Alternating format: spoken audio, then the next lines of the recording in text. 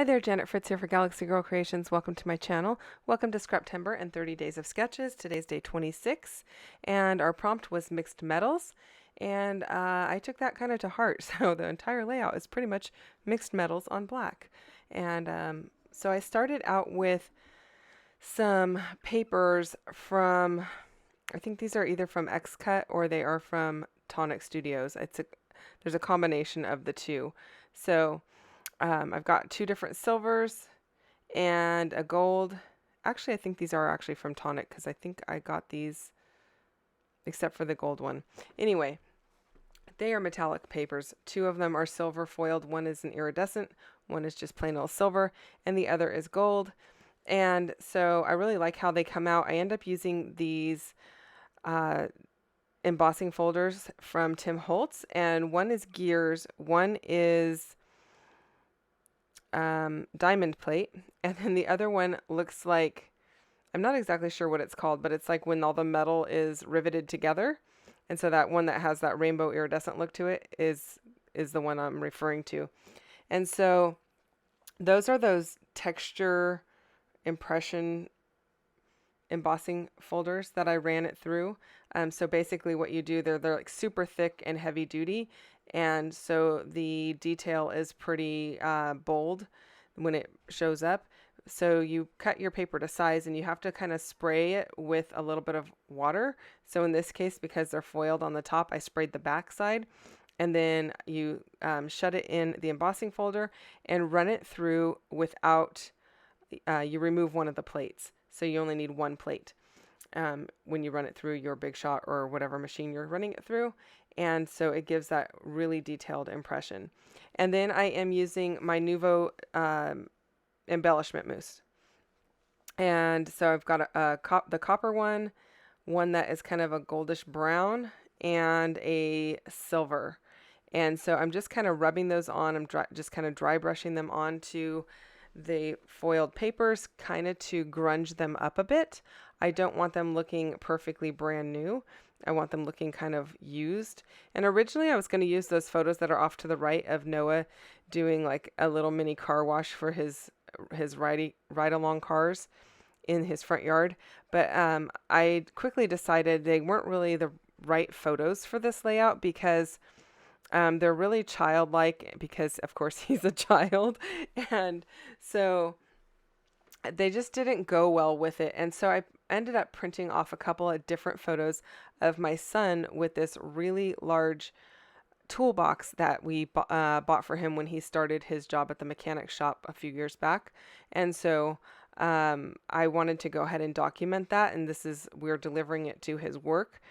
And so he's not smiling in any of the photos when you see it, but well, maybe he's smiling in one. But anyway, yeah, he doesn't like to pose for photos, but he was pretty happy to have the toolbox, and it's a really big size. And so we had to deliver it with my husband's big truck, and so I just wanted to document that. So I thought that would be the perfect couple of photos to use with these mixed metals, because they're more masculine rather than childlike. And it works well because cars are made with all these different things in them or on them, so I thought it was perfect. And so once I get all of that Nuvo stuff brushed on, what I'm doing is I'm brushing it on, and then I kind of wipe the baby wipe across the top because I want the raised portions to still be silver, kind of like as if they were rubbed up against something. And then I want the parts in the depression to be more gunked up. And then I took them over to a mixed media box. It's like kind of like a pizza box that was set up. I'm at a crop, a weekend long crop with MK Gun and my mom and several other people.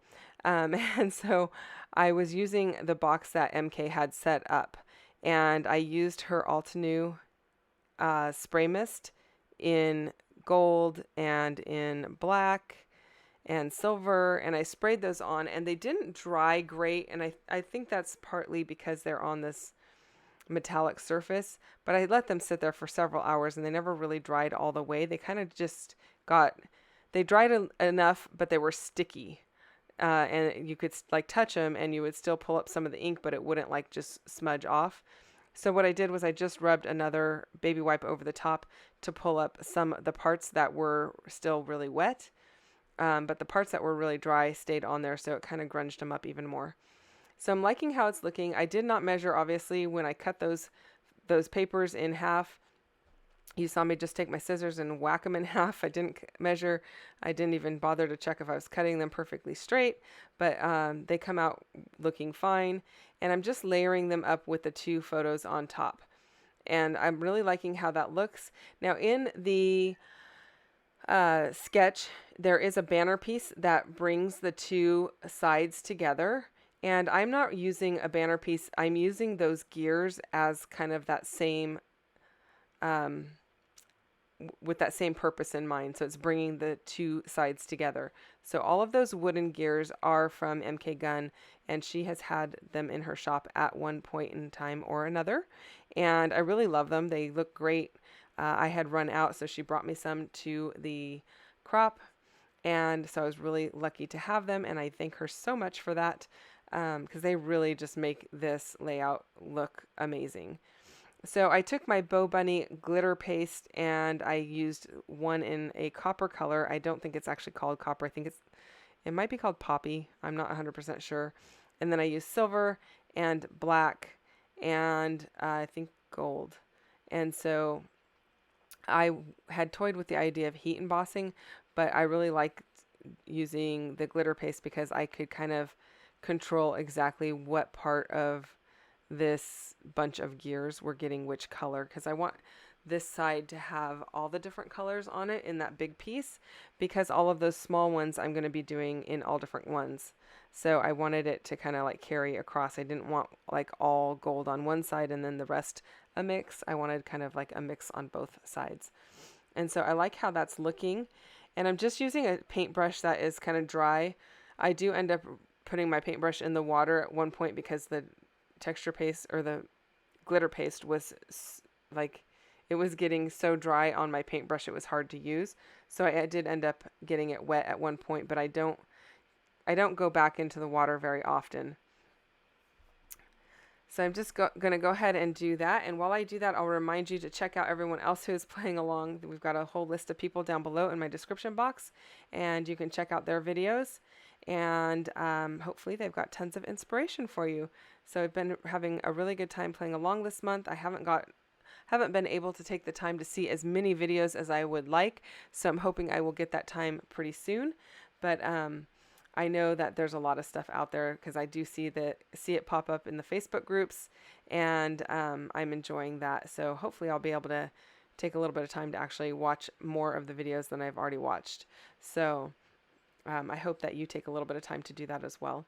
But I do thank you for watching my video, so I really appreciate that. So there I've got all of those gears all ready to go. I decided to pop my photos up onto foam tape, and the main reason for that is because it's kind of overlapping the bar on that gear cluster on the left-hand side. And otherwise it would be stuck under that gear cluster because that is wood and the wood veneer has so much dimension that I needed to add the foam. Then I just lay my acrylic blocks over the top to hold it down while the glue kind of just sets up a bit. And I am using Nuvo Deluxe adhesive like I always do for that purpose. And then I decided that the black paper was just kind of flat and boring. And so I just dry brush on a bunch of the glitter paste, and I don't want it super bold. I want it kind of watered down or thinned out some. I don't want a ton of glitter showing, but I decided to go ahead and go around the edges and see how that looks. And then I decided, you know what, now it looks funny because all of that is really shiny and the rest of it's still flat black. So I end up going over the entire black paper. Now, again, I don't want it to be like super glittery, I guess. I am using glitter paste, but I don't want it to be like a thick layer of silver or gold or anything like that. So I am trying not to pick up as much glitter as I am the actual paste part.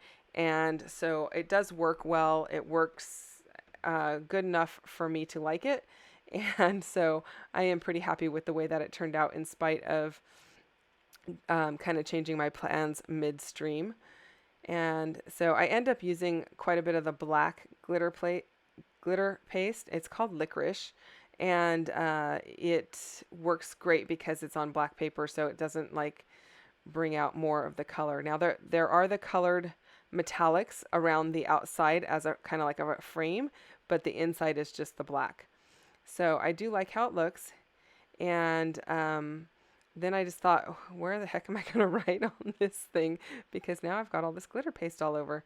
So I will end up doing some notes on it that you don't see on screen. And I'll probably have to do some word strips to phrase strips. I'll cut strips of white paper, or maybe I'll use a different color of paper, and write my text on that and glue them on. Now that alpha that you see me using there, that is a die from Sizzix. It's a Tim Holtz font, and it cuts the outline and the inside. And so I am mixing up the two. So the top one will be gold on the outside and black on the inside. The bottom will be black on the outside, gold on the inside.